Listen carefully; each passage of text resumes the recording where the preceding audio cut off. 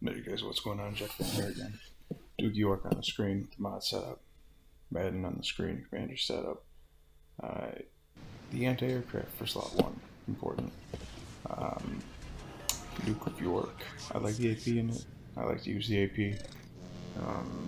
Two heals to me isn't really what I like out of it. So that's why I have the Madden build with the 4. I would strongly suggest when the concealment mod comes, hopefully for this ship, I would strongly suggest using it in that slot 3. Let's see, what do we got? Yeah, 2 destroyers each side here, 2 cruisers, and some battleships filled out. Not an aircraft carrier game. Duke York's not your best choice if you're trying to grab a ship. But I do enjoy this ship a lot. I'm a big fan of it. I like the King George. I like the Duke of York. Duke of York's basically like a King George, has a little bit better AP. And a little less on the fire, typically. But that being said, both shell types are very effective, and I like having the sonar. So if you want to get in that situation where you have to push a smoke screen or something like that, you can do it relatively dangerously. So you see opening salvo, there's 7,900, almost 8k salvo right there. Not bad for a tier 6, not bad.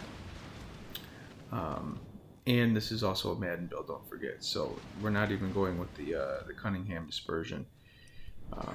This ship with this build does suffer from an extreme lack of range. 15.9 on the reach. Okay, not the best, but I like to play these battleships a little more aggressive, and you see on maps like this, it doesn't matter because everything's going to be within 15 kilometers anyway. So there you see another good salvo in New Mexico. We're up to 19.5k in damage. We're just bouncing back and forth trying to find good targets here. We're trying to support our destroyer in the alpha cap. Okay, we're trying to, basically what I'm trying to do is I'm trying to push these guys away, and of course they get within the detecting range of our destroyer, and you see everybody opening up. It's actually a good play by them. Good citadel there, so up to 33 citadel on the Fuso. It's a good play by the enemy team. When destroyers get spotted, you have to shoot at them.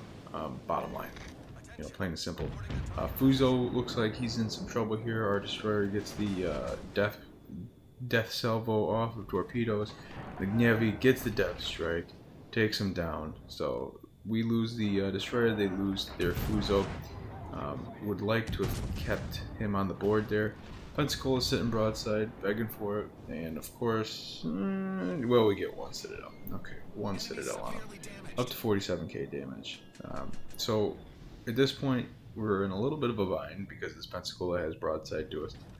We have 2 battleships northwest of the A cap, so we're trying to, always angle against our biggest threats, which are these battleships. This Pensacola's in the B cap area. Obviously, he is not in the cap, but he is supporting what I would believe to be a destroyer in the cap. So I'm a little hesitant to just pull out alongside the B cap and sit basically with our starboard side facing the B cap, because that's asking to be having some torpedoes thrown our way and getting death struck. So don't really want to do that, so I'm going to wedge myself up in here again. We're going to re-engage. There's the Moss pops up on the screen. I don't have a shot at him, so I want to knock this Pensacola off the board because we have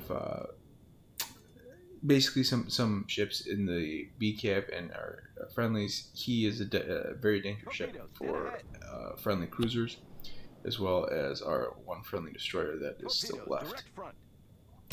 So we're going to put another salvo out. At this point, I'm sitting here saying, all right, come on, somebody give me a good salvo. All right, there we go. And he's off the board. 15k damage, up to 6,300 damage.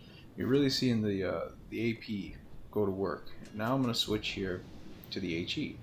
Why? Because the Gupa just showed up on the screen. All right, I'm going to push into the AK because they don't want to let them get it. Our team has done a good job of capping C, and I really would like to see us get into B. Maybe start working on that. But at the worst case scenario, we have the cap advantage right now because they haven't captured B yet. So we're still picking up points. We're up almost 100. So we're up 91 3, etc. So we're up 93 points, and now the cap numbers are even. 2 ships down on each side. Gopal shows up around the corner. Ripper salvo right there. I throw the sonar on. This is what I'm talking about. Now you know exactly where those are. You're not having to guess. I mean, you turn out anyway, regardless. But knowing exactly where those torpedoes are, if you held on to a salvo, what's going on, it really helps you. Now that I know that I don't have those, I'm gonna put out the double fire. I throw the heel on. I still have a minute left of this sonar. If this Eisenhower decides he wants to push, Eisenhower is sitting there. We're gonna throw an HE salvo. Let's see if we can showcase the HE on the ship. Pretty decent salvo right there. Double fire. Another salvo. Another 3 plus K damage. So they're up to 8,100 damage. Or 81,000, excuse me. 81K. We see a lot of the A cap there. Maybe not my best play, but friendlies are pushing into the B cap, which is a good play. So my question at this point is, where is that Moss that we saw earlier? Where is he? I would assume that he is probably pushing towards C at this point, but I'm not sure. I'm a little hesitant, and I'm still slightly worried that he could be pushing over to A to come after me. You know, slow lumbering battleships on the flank with one cruiser and not a whole lot of support can be, you know, prime targets for the torp threat style guys. There you see he pops up on the screen. He's just southeast of the B cap. Again, I don't have a shot on him, but if that situation did arise and you do have a shot on him, you need to take shots on destroyers. That's critical. Number 1, take shots on destroyers. So our team did a good job. We pushed into the A cap. We have all 3 caps, but Reds are flipping C. New Mexico is going to try to give a little broadside here. Let's see if we can showcase. And there you see, in general, the not the best dispersion with the Madden build, but both those heals are down, and I still have 2 more heals, right? So I did 89,000 damage. I have a sinking, 4 fires. I have 5 disables, 3 citadels. And we are, you know, we still have two heals left and 51,000 HP. So we're still a threat. You know, it's pretty even game. We're in a good spot. There you see the AP with a 7,900 Ripper salvo, solid salvo. I've brought this up before in the past. This is not going to be the British shells.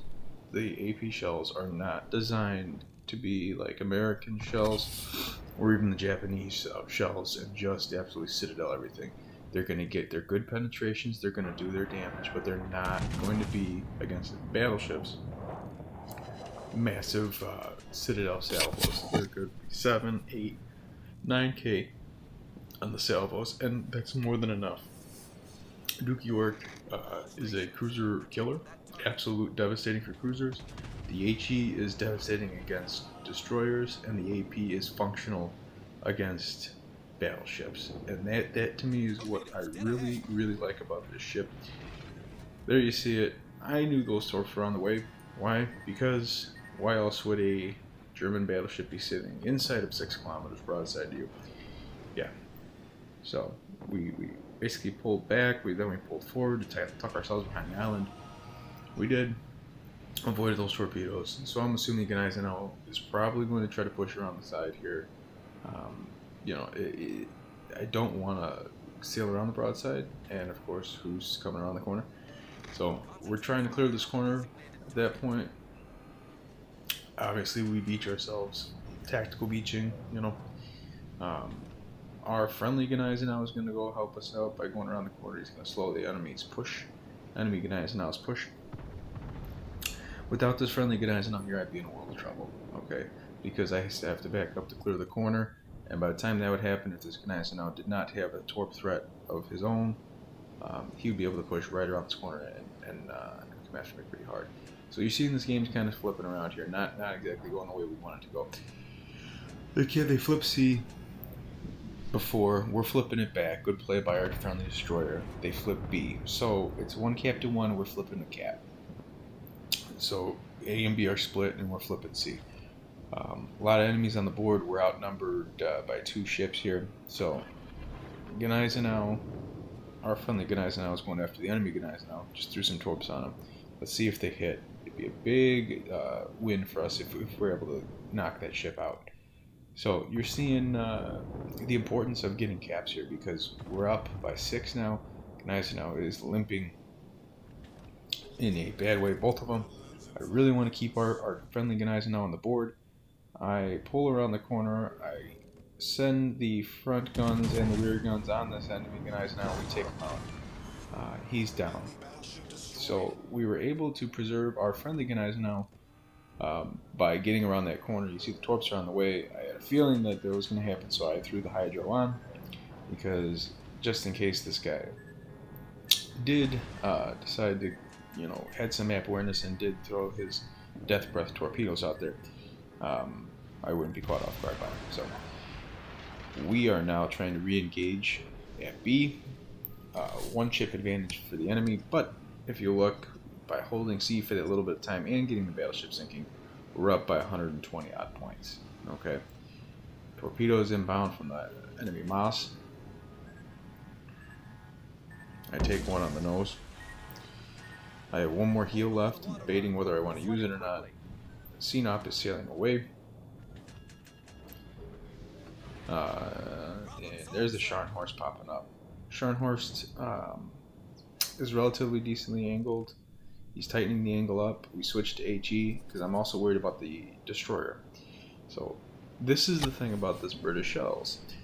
The HE is still suitable and sustainable if you need to fire it. So by having that torp threat with the destroyer and me being basically forced to have to engage him, we were still able to take off this Scharnhorst, get rid of him with the HE.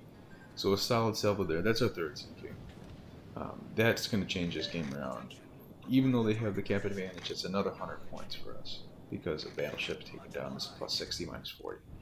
The Moss here, we're looking to get a shit salvo off on him. He's turning out, playing the smart game. I'm expecting him to keep turning out. And he does. We get another solid chunk off of him. There's the Confederate. 4 incapacitations and a fire. 123k damage. So, again, these shell types, they are deadly. They are effective. Both shells are legitimate shell options. The reason why I like this Duke of York so much is because the AP does play better. It does play better than the King George. I love the King George, don't get me wrong. I love the British line. But this, for the credits it's going to earn you to being a premium, good choice. You just can't play it super hyper aggressive like you would a German battleship or a Monarch, let's say, where you're just going to kind of wedge yourself in there. Put another shot out here on the Moss. Only get 1 incapacitation. I was hoping to sink him there. I was hoping to take him down, but unfortunate. So at this point, scoreboard looks okay. I would love to see our friendly destroyer maybe get back into one of those caps, C-cap, just to really put us in a good spot. Friendly battleship is on A. He's healing up, I would hope, because as you remember earlier, our friendly Gneisenau was very low health and in a bad way. So this is a situation where I really wish Duke had one more sonar. And this is the exact situation I was telling you about earlier with the sonar. This would be a great situation to pop a sonar, okay? Because you're pushing this cap, you're basically a massive threat at this point, because the surprise torpedo salvo, it doesn't work, it won't fly. I'm pinging the Moss, I really need this guy off the board. There's the torpedoes inbound again. I'm going to take one right on the nose again. 8,300 there. Flooding, so I pop the heel. There's the second salvo of torpedoes. We're up to 127 in damage. So the ticker's running down here. We're still in a good spot. Good job by the friendly destroyer to get on the B cap to stop this accrual of points. So at this point we are in a position to win as long as I do not get sunk. And the reason why I am turning back toward the caps and not chasing this destroyer is, number one, if I validate the kite, I'll give him a chance to torpedo me. If I turn away and I sail 20-something knots in the opposite direction, there's no way his torpedoes can get there. Trento pops up, we're just going to take a shot at the Trento because, you know, why not? But by not validating his the destroyer's kiting play and not sailing into him, it was a good decision. Because this game very easily, if they took me out, if I got a devastating strike on me, could go the other way. The 100-point swing, and we didn't get on the cap. So good play by the destroyer, knowing how to flip the cap, and it's a good play by me to not validate his kite. 127k, 2500 base XP. Hope you guys liked the video. If you did, give it a like. We'll see you on the high seas, guys.